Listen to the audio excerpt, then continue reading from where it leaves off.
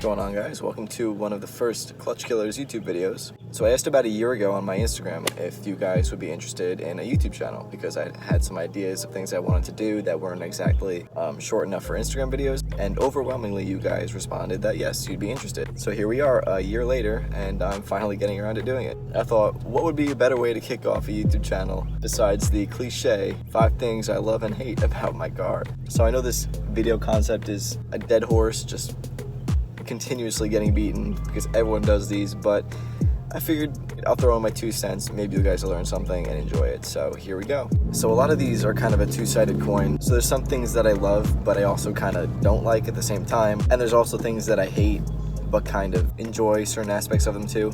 But I'll explain it as I go along. So without further ado, here are 5 things I love and hate about my 2018 Mustang Ecoboost with the 6-speed manual, because that does make a difference in my opinion, and we'll get to that. Now, anything I say here will also apply to 2019, 2020, and 2021 model years, because for the 2019 and 2020, they didn't change just about anything from the car. And for 2021, we're right around the corner from the release of that, and the only big difference is the availability of the high performance package. The fundamentals of the cars 2018, 2021, they're going to be pretty much the exact same. So anything I say will apply. Before I get started, please do me a favor, go, if you're watching on YouTube, follow me on my Instagram page, because I post a lot of content there as well, and that's where I post the majority of my content. So I really appreciate it if you go check that out. I'll put the link for that in the description.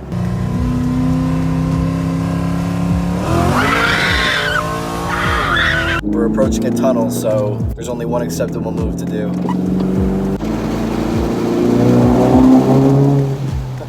So the first thing I love about this car is a big part of what the Mustang Ecoboost is, and it's the turbo. Before getting this car, I never owned a vehicle with a turbo in it, so I really didn't know what to expect. But I can honestly say that after running this car, I really do enjoy the experience you get from having a turbocharger.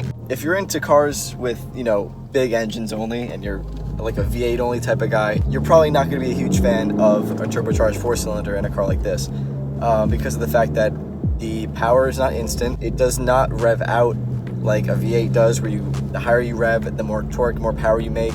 It's different, and some people can enjoy that, some others can't. Personally, I love it. I mean, it's not the best driving experience I've ever had. I've driven much more fun cars, but for the price point of this car, it's a very enjoyable experience. If you watch any review of the Mustang Ecoboost, they will tell you that all the torque comes on like a wave in the mid-range, and that's the best way to possibly describe it.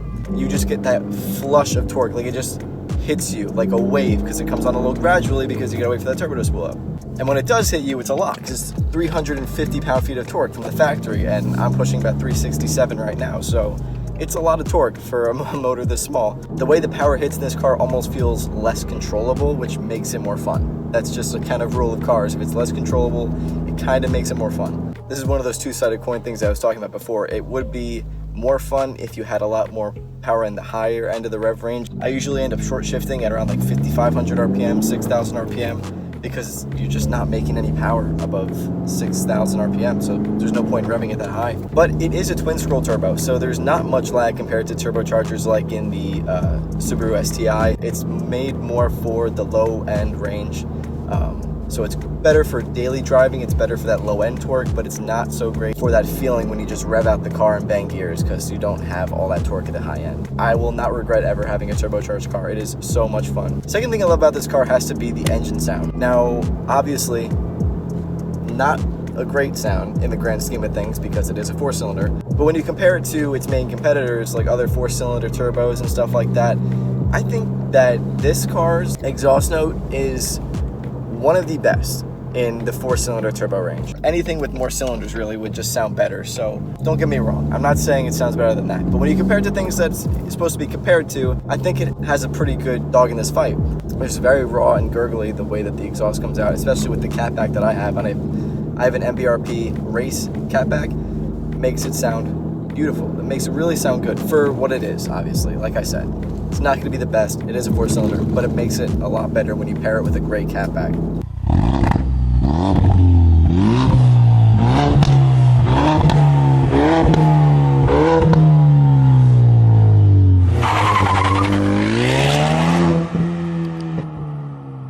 And with this exhaust system, I can make tons of pops, tons of them.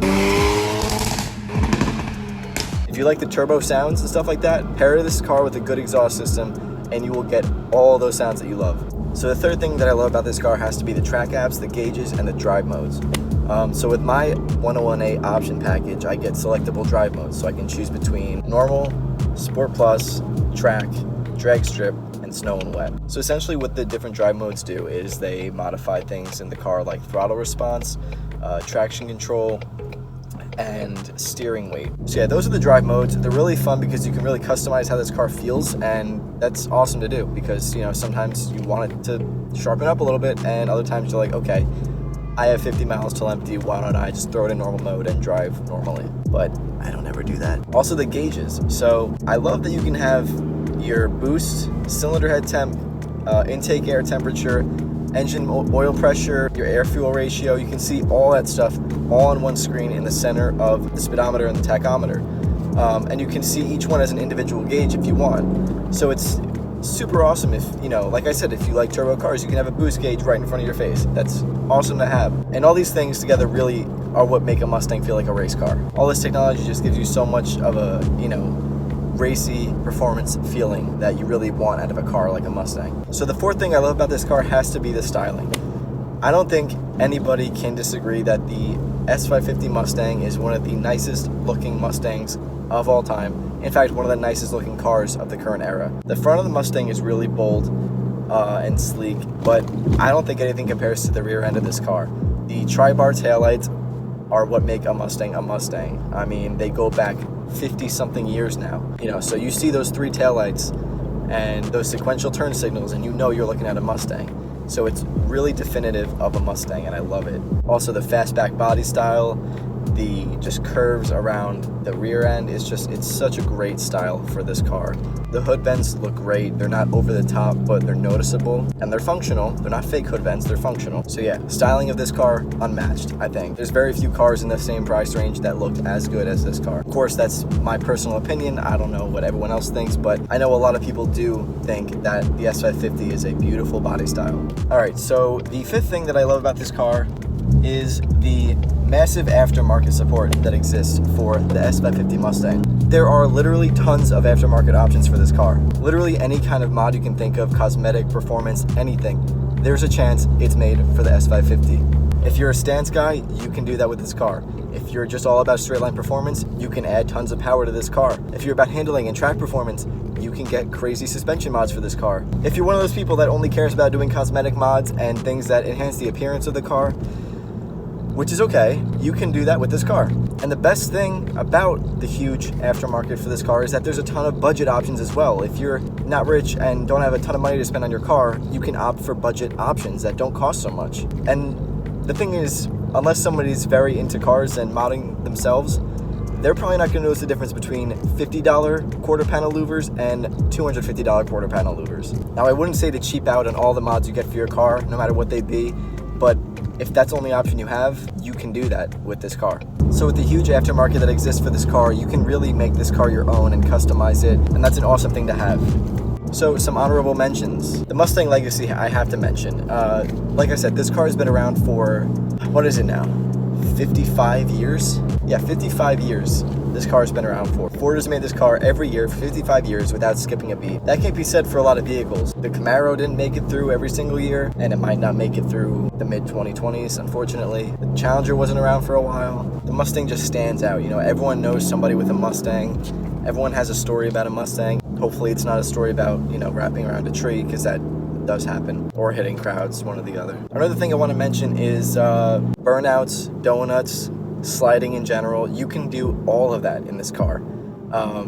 It's got enough power and more than enough torque to spin those wheels, limited slip differential, independent rear suspension. You know, it's not a challenge to get those rear wheels spinning, which is a good thing and a bad thing, but if you know what you're doing and you're safe about it, it's a good thing. I also want to mention these front bucket seats are extremely comfortable, I think, because I have a very fidgety neck and back. If I'm not comfortable, my neck and back will tell me. You know, I'll start getting neck pain, back pain if I'm not in a comfortable seat. But these seats I can sit in for hours and not have an issue. So, and I know to some people that's really important. You know, a lot of people that's really important. You want to be in a seat that's comfortable, especially if you have to commute for a while. You really want to be in a seat that's comfortable, and for me at least, the Mustang is very comfortable seats. And the last thing I want to mention that I do love about this car is the fact that you can just double click the unlock button and the windows go down automatically. I know a lot of cars do that, but I don't know why. I just love having that option. Hey, what's up, Judge?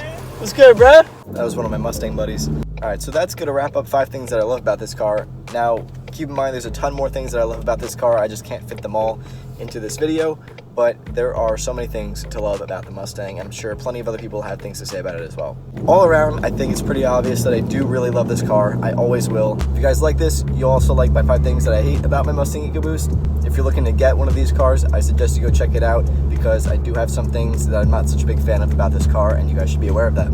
I'll put the link for that in the description if you want to go check it out. Leave a comment, let me know what you think. If you've driven a Mustang Ecoboost, what do you like, what do you not like? If you have any questions, please let me know, I will answer them. Make sure to go follow Clutch Killers on Instagram. I post a lot more there, post multiple times daily, all different sorts of car content. If you like cars, you'll like what I post on Instagram, so go check that out, give me a follow. Also, if you have an iOS device like an iPhone or an iPad, go download Time Slips in the App Store. If you're trying to learn something about a vehicle, Time Slips is the quickest and easiest way to learn everything you need to know. Just plug in a make and a model and you'll get all the information on that vehicle. 0 to 60 times, quarter mile times, horsepower, curb weight, miles per gallon, if you care about that.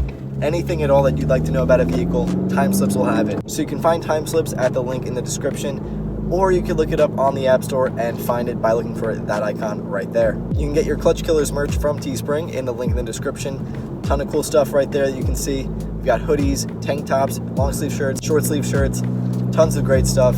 Thank you guys so much for watching this video. I'm coming out with new content constantly, both on here and on Instagram. Again, thank you guys so much for watching. Stay tuned for that content coming soon, and I'll see you in the next one.